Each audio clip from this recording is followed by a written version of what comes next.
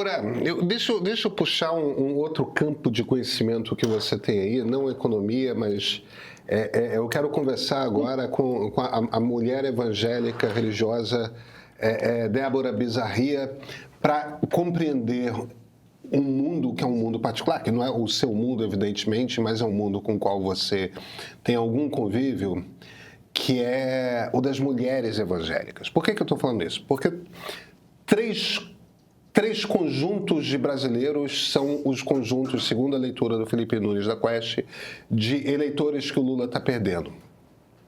Um conjunto é o conjunto do Nordeste.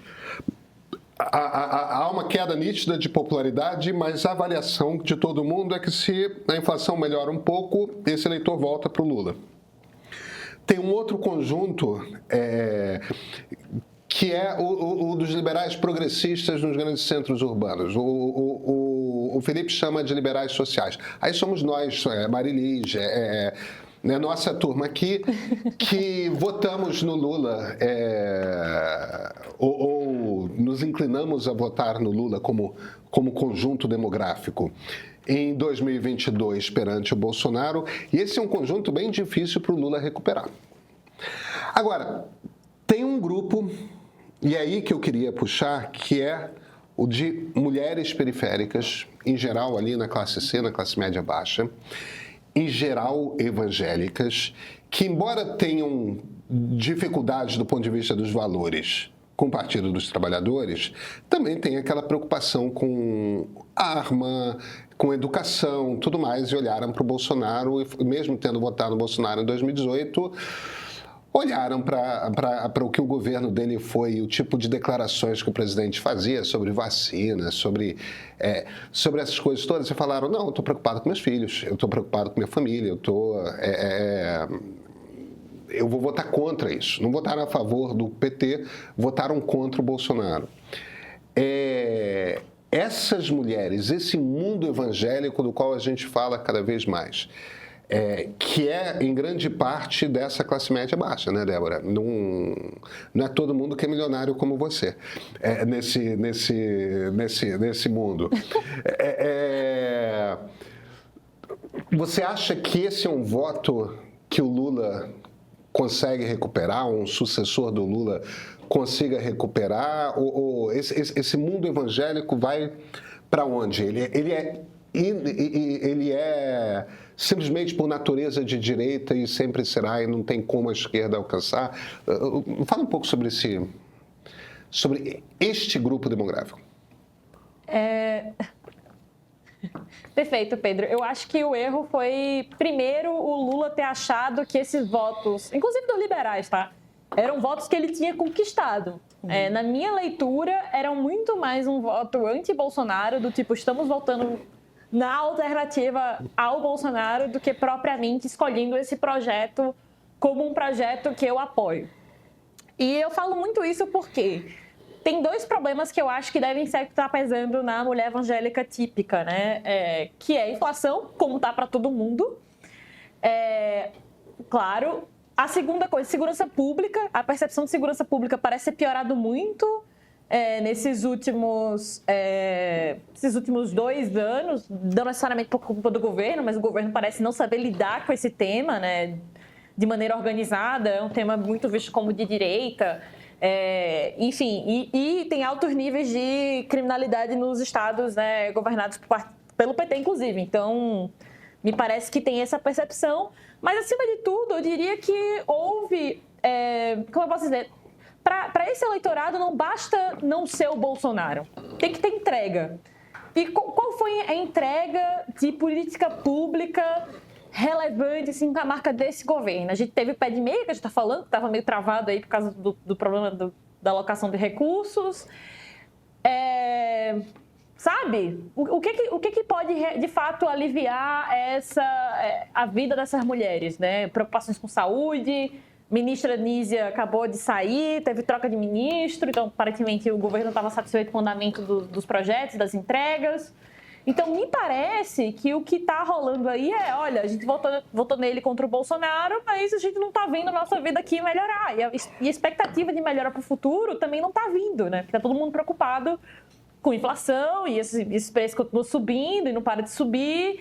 E o presidente fala umas coisas meio erradas, as pessoas podem até não entender direito o que ele está falando quando ele fala que não gosta de macroeconomia, mas...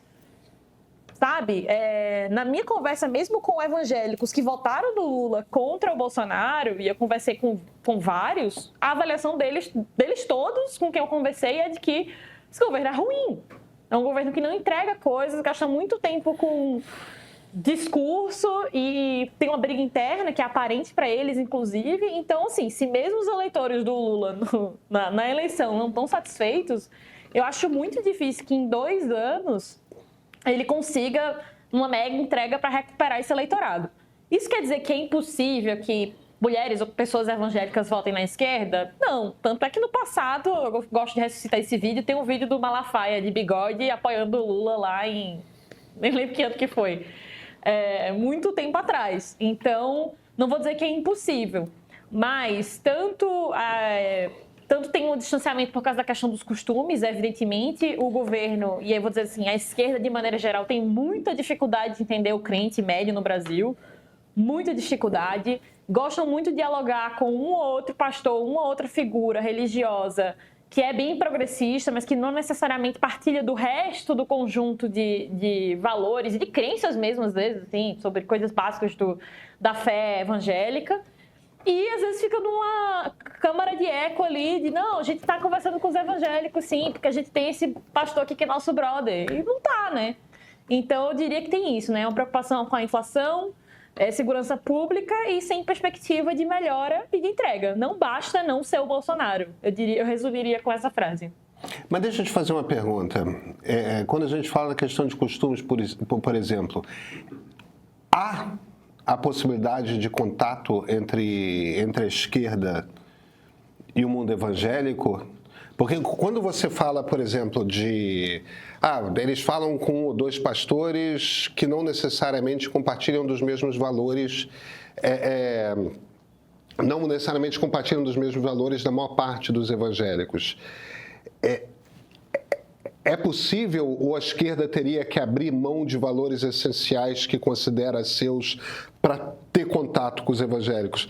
Porque se a esquerda tiver que abrir mão de valores que ela própria esquerda considera essenciais para conversar com evangélicos, então talvez o diálogo não seja possível e não faz sentido a gente falar, a esquerda vai ter que se virar com os outros eleitores do país, porque o público evangélico está perdido, ponto.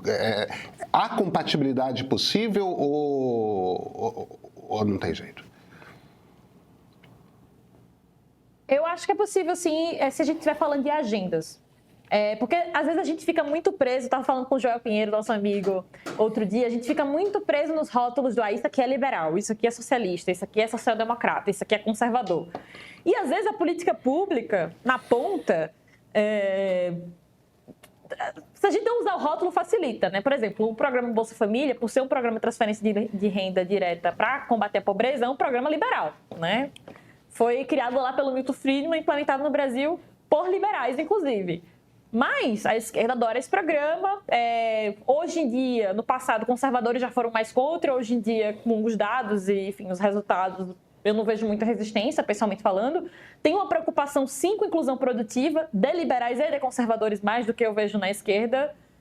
Na esquerda, eu vejo mais dificuldade de entender como melhorar o Bolsa Família para incluir as pessoas no mercado de trabalho. Mas essa conversa é possível, concorda? Tipo como é que esses 3 grupos conseguem conversar sobre como incluir as pessoas, tirar as pessoas da pobreza e incluí-las no mercado de trabalho? Não precisa necessariamente passar por ideologia, né? Às vezes é uma questão técnica. Pega lá o dado e vê qual é a melhor forma de fazer isso. O meu lado economista aqui às vezes fala mais alto. Do ponto de vista da comunicação política é onde eu acho que a esquerda tem mais dificuldade. No podcast lá do B do Marcos Lisboa, eu falei isso. A esquerda chega muitas vezes para o crente e fala assim, mas o pastor está explorando você, o seu chefe explora você. E o que crente típico do Brasil quer, não, cara, eu quero trabalhar, eu quero dar duro, eu quero ajudar na minha igreja, ajudar na minha comunidade, no meu tempo livre, quero trabalhar, eu quero enriquecer e um dia eu quero, quem sabe, ter meu próprio negócio e eu ser o chefe, eu ser o patrão. Então, essa visão meio marxista de que tem o grupo dos exploradores e dos explorados, dos algozes e das vítimas, ele é muito difícil dialogar com a visão do evangélico médio no Brasil, porque simplesmente, e aí eu posso me incluir, a gente não enxerga o mundo desse jeito. Então, eu diria que a conversa ela é muito possível, principalmente do lado de política pública mesmo, mas se a ideia é comunicar uma visão de mundo, uma grande lente, eu acho muito difícil. Claro que existem, óbvio que existem, evangélicos, genuinamente evangélicos, mais para a esquerda, eu tenho vários amigos que são, mas são uma minoria hoje, é meio fato isso, e tem essa questão da comunicação que é um pouco complicada.